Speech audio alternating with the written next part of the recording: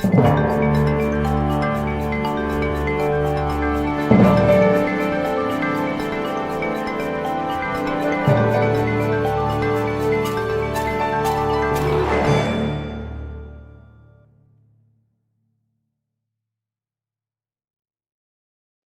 is Brother Chooch reporting for TOL Breaking News. According to the Times of Israel, the Pope calls two states only solution to Palestinian conflict as he opens Lebanon visit. According to this article, Leo XIV arrives in Beirut under tight security and urges Lebanese citizens to remain in country, which has seen waves of immigration due to war and sectarian divisions.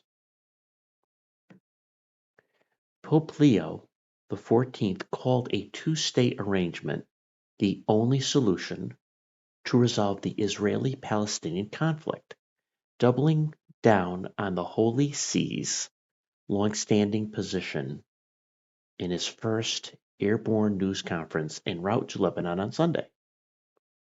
We all know that at this time Israel still does not accept that solution, but we see it as the only solution.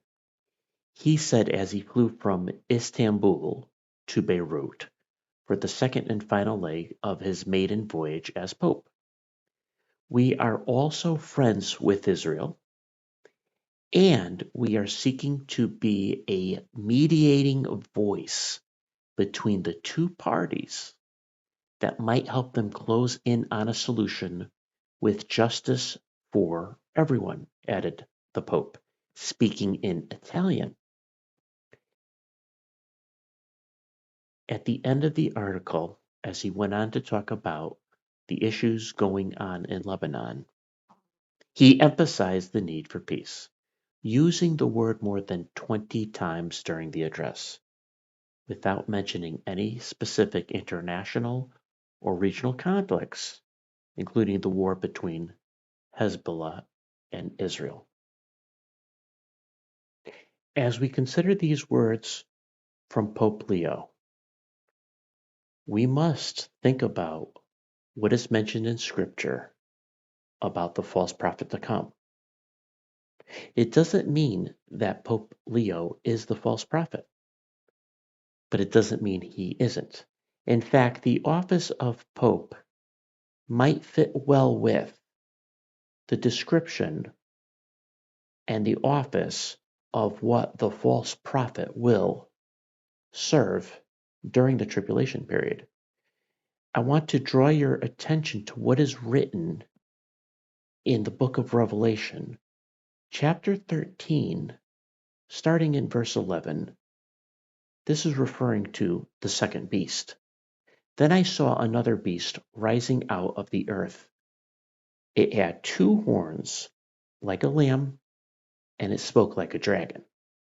It exercises all the authority of the first beast in its presence, and makes the earth and its inhabitants worship the first beast, whose mortal wound was healed. It performed great signs, even making fire come down from heaven to earth in front of people. And by the signs that it is allowed to work in the presence of the beast, it deceives those who dwell on the earth, telling them to make an image for the beast that was wounded by the sword and yet lived.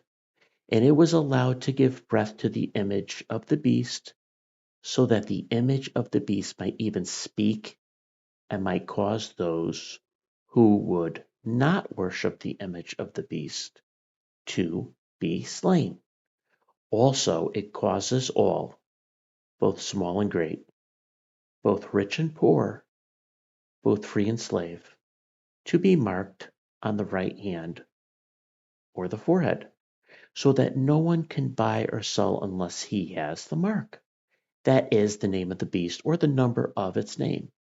This calls for wisdom. Let the one who has understanding calculate the number of the beast, for it is the number of a man, and his number is 666. If you notice here, this second beast, different than the first beast, but in allegiance with the first beast, causes the people of the earth to worship the first beast, the Antichrist. And this second beast has the ability to do great signs and wonders or miracles. And through these signs, he will cause for the image of the beast to be built in the temple and for it to speak. Is that an image that AI technology can produce? And also, he will be involved in what appears to be a political move to force the people of the earth to take a mark that they will not be able to buy or sell without it. If you notice that Pope Leo, who's the religious head of the Roman Catholic Church, very involved politically and very involved with the religion, if you will, of climate change. We have to keep a close eye on the things that Pope Leo says and does and see if it's aligning with what Scripture says about the false prophet.